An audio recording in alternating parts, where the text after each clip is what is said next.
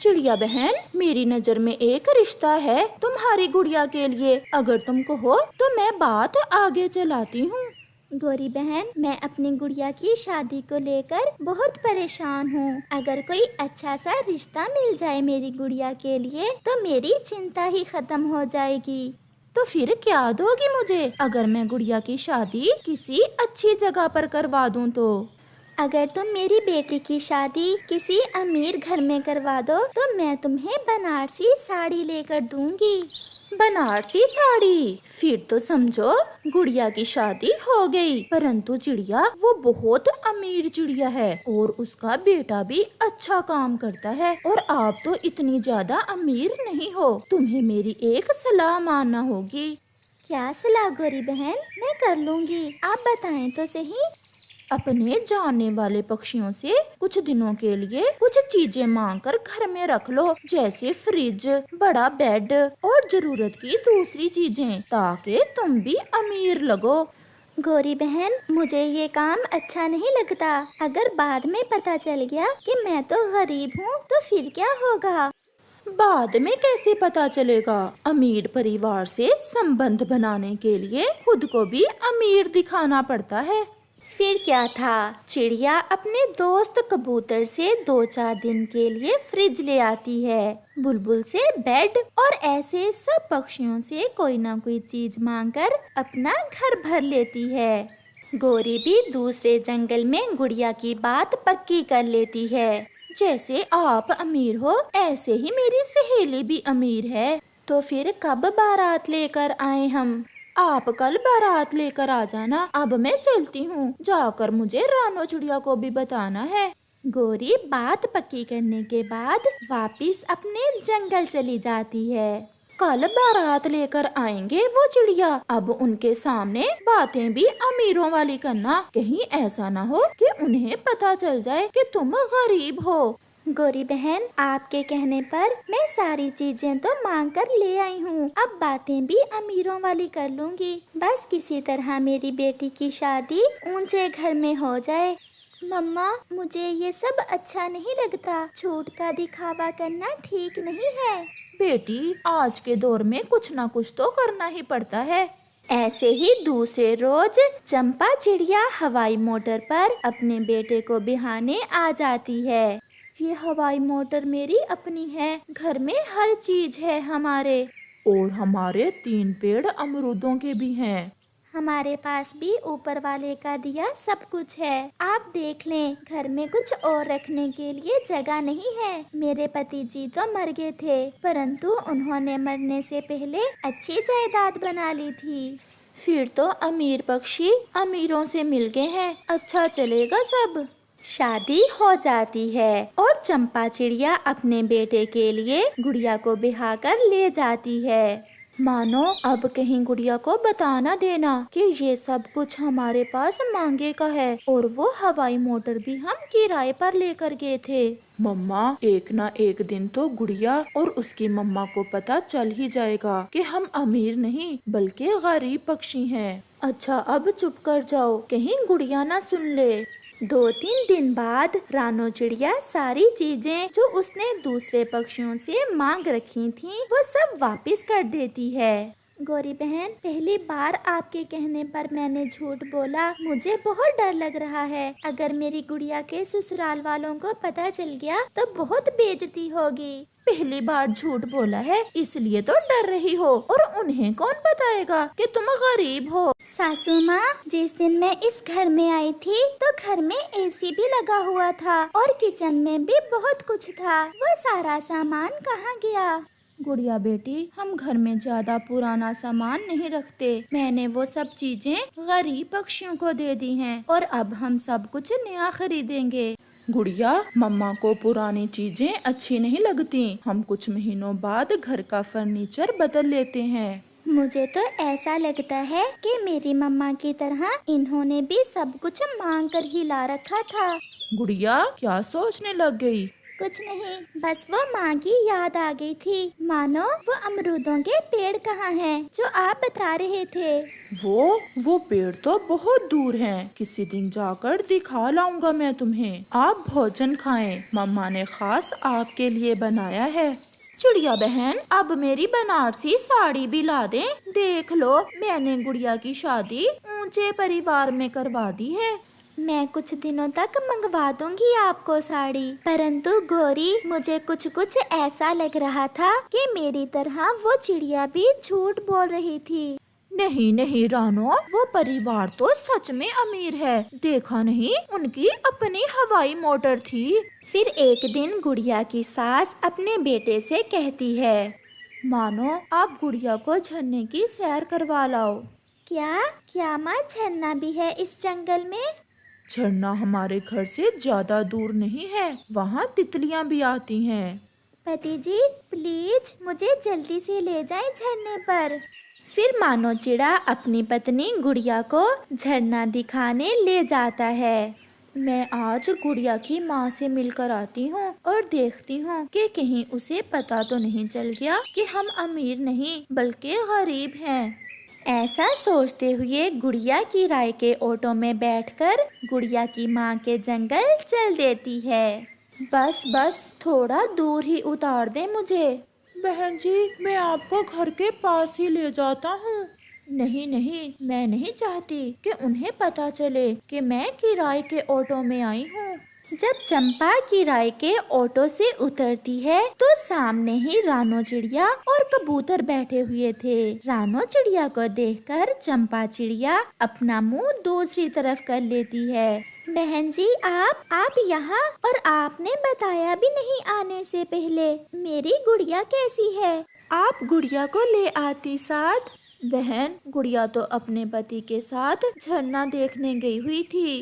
और ये क्या, आप किराए के ऑटो में क्यों आई हैं? आपकी तो अपनी हवाई मोटर है। वो ऐसा है ना। चले आप, हम घर जाकर बात करते हैं। फिर रानो चिड़िया अपनी समदन को साथ लेकर घर चली जाती है। समदन जी, ये क्या, आपके घर में तो उस दिन ढेर सारा फर्नीचर और कीमती सामान था जो आज नहीं है। बहन, अब कब तक हम एक दूसरे से झूठ बोलेंगी? जैसी आपकी हवाई मोटर थी, ऐसे ही वो सामान किसी का था। ये सुनकर रानो चिड़िया की समदन हंसने लग जाती है। सच कहा बहन, मैं भी हर समय इसी बात से डर रही थी कि कहीं आपको पता न चल जाए कि हम इतने अमीर नहीं हैं। बहन, मैंने भी गौरी के कहने पर आपसे झूठ बोला। वो सारा सामान भी मेरे दोस्तों का था। अच्छी रोटी खा रहे हैं हम, अगर सामान नहीं भी तो क्या हुआ? मेरा बेटा भी मेहनती है और मुझे भी गौरी कवि ने अमीर होने का नाटक करने को कहा था। अच्छा ही हुआ जो ये बोझ भी उतर गया। चलो बहन, अब मेरी रसोई के कच्चे फर्श पर बैठकर खिचड़ी खाते हैं। ऐसे वो दोनों हंसने लग जाती हैं और वो दोनों सच सामने आने पर बहुत अच्छा महसूस कर रही थीं। मम्मा, आप हर रोज भोजन कैसे ढूंढ लेती हैं, जबकि जंगल में तो इन दिनों सूखा चल रहा है। एक मम्मा को अपने बच्चों का पेट तो भरना ही होता है, चाहे हालात कैसे भी हों, कैसा भी मौसम हो। ये मम्मा पापा की जिम्मेदारी होती है मेरी जान, कि वो अपने बच्चों की रक्षा करें और उन्हें भोजन दे। और मम्मा, बच्चों की क्या जिम्मेदारी होती है? कुछ भी नहीं, यही कि बस खुश रहें और अपने मम्मा पापा से प्यार करते रहें, क्योंकि मम्मा पापा अपने बच्चों से बदले में कुछ भी नहीं चाहते। मम्मा पापा तो केवल अपने बच्चों के प्यार के भूखे होते हैं। फिर वहाँ कबूतर आ जाता है। चिड़िया बहन, चले, आज हमें दूर जाना होगा क्योंकि घर के आसपास तो खाने को कुछ भी नहीं है। मैं भी आपका ही इंतजार कर रही थी। रास्ते से जाते हुए मिट्ठू तोते को भी साथ लेकर जाना है। गुड़िया बेटी, घर से बाहर नहीं जाना और कोई भी आए तो दरवाजा नहीं खोलना। फिर चिड़िया कबूतर के साथ भोजन की खोज में निकल जाती है। रास्ते में बैठा मिट्ठू तोता भी उनका इंतजार कर रहा था और फिर उन्हें देखकर मिट्ठू भी उनके साथ उड़ता है। वो जंगल के बाहरी हिस्से में पहुंच जाते हैं। सामने एक मकई का खेत था, जिसे देखकर उन सब के मुंह में पानी आ रहा था। चिड़िया बहन, क्यों ना आज इस मकई के खेत से कुछ मकई के भुट्टे ले लें। कबूतर भैया, ये मकई का खेत तो चील का है। सुना है वो चील किसी पक्षी को भी अपने खेत से मकई नहीं खाने देती। वो सामने चील बैठी हुई है, चलो हम जाकर पूछ लेते हैं। अगर मकई ना देगी तो फिर पूछने में क्या दिक्कत है। फिर चिड़िया, कबूतर और तोता उस चील के पास जाते हैं। चील दी, आप कितनी सुंदर है और शक्तिशाली। क्यों नहीं, हमारी चील दी की आंखें तो ऐसी हैं जैसे गहरा सागर हो। वो सब ऐसे चील की तारीफें करते हैं। चील दीदी, आपके मम्मा पापा भी आप जैसे ही दयालु होंगे। सुना है आप किसी भी पक्षी को मकई लेने से नहीं रोकती। उन सब की बातें सुनकर चील भी थोड़ा फूल जाती है। क्या मैं सच में इतनी सुंदर हूँ? तो और क्या चील दी, आपकी माँ जी मेरी मम्मा की सहेली थी। मेरी मम्मा बताया करती थी कि आपकी मम्मा भी आप जैसे ही सुंदर थी। अगर ऐसा है तो आप सब मेरे मकई के खेत से एक एक भुट्टा ले लें। आपकी बातें ही इतनी अच्छी थी, इसलिए मैं आपको मकई दे रही हूँ, वरना मैं किसी पक्षी को खेत से मकई नहीं लेने देती। आप सब कल फिर आ जाना और मुझसे ऐसी ही अच्छी अच्छी बातें करना और कल फिर मकई ले जाना। फिर चिड़िया, कबूतर और तोता एक एक मकई का भुट्टा लेते हैं और वापिस होते हैं। कौवा भी भूख का मारा एक पेड़ पर बैठा हुआ था। जैसे ही कौवे की नजर चिड़िया, कबूतर और तोते पर जाती है, वो तुरंत उनके पास जाता है। चिड़िया, जंगल में तो खाने को कुछ नहीं है और आप सबको ये ताजे ताजे मकई के भुट्टे कहाँ से मिल गए? जंगल के बाहर चील दीदी के खेत से लाए हैं हम ये भुट्टे। क्या चिड़िया बहन, वो चील दी मुझे भी मकई दे देगी? कबूतर को शरारत सूझती है और वो कौवे से कहता है, जाओ जाओ, परंतु आपको जाकर चील से ऐसा कहना होगा। क्या क्या कहना होगा? कबूतर बताओ बताओ। कौवे, तुम जाकर उस चील से कहना कि तुम बहुत गंदी हो, तुम्हारी आंखें भी बहुत गंदी हैं और तुम्हारे मम्मा पापा भी बहुत गंदे हैं। ऐसा कहने पर चील दी तुम्हें एक मकई का भुट्टा दे देगी। क्या कबूतर, ऐसा कहने पर तो चील को गुस्सा आ जाएगा। तोता भी कबूतर की शरारत समझ जाता है और वो कौवे से कहता है, नहीं नहीं, उस चील को उल्टा समझ आता है। जब आप ऐसा कहोगे तो वो उसका मतलब उल्टा समझेगी, यानी वो बहुत अच्छी है और उसके मम्मा पापा भी बहुत अच्छे हैं। कौवा और कोई बात सुने बिना वहाँ से उड़ता है और सीधा चील के पास जाता है। तोते और कबूतर भैया, आज तो कौवा पिटेगा और बहुत पिटेगा उस चील से। इसकी पत्नी और ये भी मुझे हर समय गंदी आंखों वाला कहते हैं। मुझे तो कौवे को पिटता देख बहुत मजा आने वाला है। चील दी, क्या सोई हैं आप? हाँ, मेरी आंख लग गई थी। चील दी, एक बात कहना थी आपसे। कहो कहो कौवे, क्या बात है? चील दी, आप भी बहुत गंदी हैं, आपकी आंखें भी बहुत गंदी हैं और आपके मम्मा पापा भी बहुत गंदे हैं। ये सुनकर चील थोड़ी देर तो हैरान होकर उसे देखती है और फिर उसे कहती है, कौवे, थोड़ा पास आकर कहो, क्या कहा? कौवा थोड़ा और पास जाता है और फिर से कहता है, चील दी, आप भी बहुत गंदी हैं और आपकी आंखें। अभी कौवे ने इतना ही कहा था कि वो चील कौवे को पकड़ लेती है और उसकी पिटाई शुरू कर देती है। मुझे छोड़ दो चील दी, मुझे छोड़ दो। उस गंदे कबूतर ने मुझे ऐसा कहने के लिए कहा था। फिर चील उसे छोड़ देती है और कौवा तो वहाँ से भाग जाता है। मैं देख लूंगा उस कबूतर और तोते को, अगर बदला ना लिया तो मुझे भी कालू कौवा ना कहना। ऐसे कालू कौवा गुस्से में वापस जंगल चला जाता है। अरे कालू, ये क्या हुआ? तुम्हें किसने मारा है? फिर कालू कौवा अपनी पत्नी गौरी को सारी बात बताता है। उस गंदे कबूतर ने तुम्हारे साथ ऐसी शरारत की, हम अब बदला लेंगे उस कबूतर और तोते से। बहुत मारा मुझे, उस चील ने बहुत मारा। दूसरे रोज कौवा और कव्वी बहुत गुस्से में थे और सोचते हैं कि कैसे कबूतर और तोते से बदला लें। फिर गोरी कव्वी के दिमाग में एक योजना आती है और वो कव्वे के कान में कुछ बताती है और वो दोनों उड़ते हैं। वो पास वाले जंगल में लकड़हारे पक्षी के पास जाते हैं। लकड़हारे पक्षी, एक पेड़ है हमारा, मेरे पिताजी ने लगाया था। अब हम सोच रहे हैं कि वो पेड़ बेच दें। कितने पैसे लेंगे आप उस पेड़ के? जो मर्जी दे देना, चलो 50 रुपए दे दें। मुझे भी लकड़ी की जरूरत तो थी, मैं भी घर बनाने के लिए कई दिनों से लकड़ी देख रहा था। फिर कौवा और कव्वी उस लकड़हारे पक्षी के साथ जाते हैं।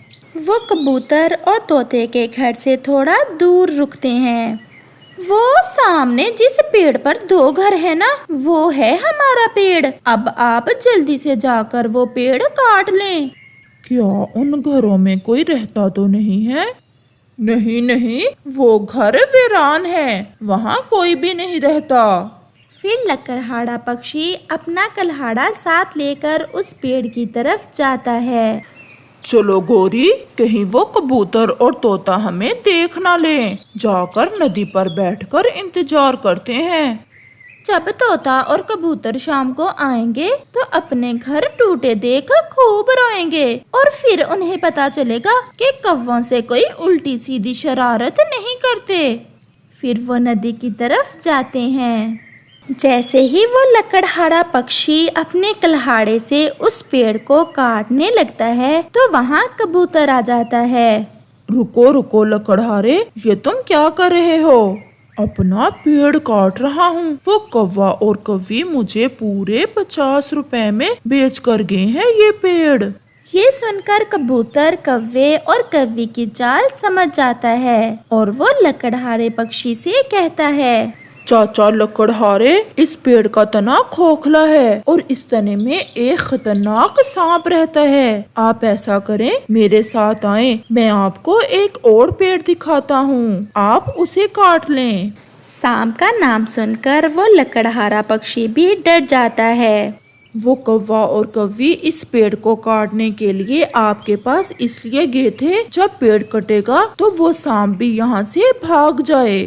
नहीं नहीं, मैं ये पेड़ नहीं काटूंगा, आप मुझे वो दूसरा पेड़ ही दिखा दें। तो फिर चलें। फिर कबूतर उस लकड़हारे को उस पेड़ के पास ले जाता है जिस पर कव्वे और कव्वी का घर था। चाचा जी, ये पेड़ आप बेफिक्र होकर काट लें और ये घर भी मेरा ही है। ये अब पुराना हो गया है, मैंने अपने लिए नया घर बना लिया है।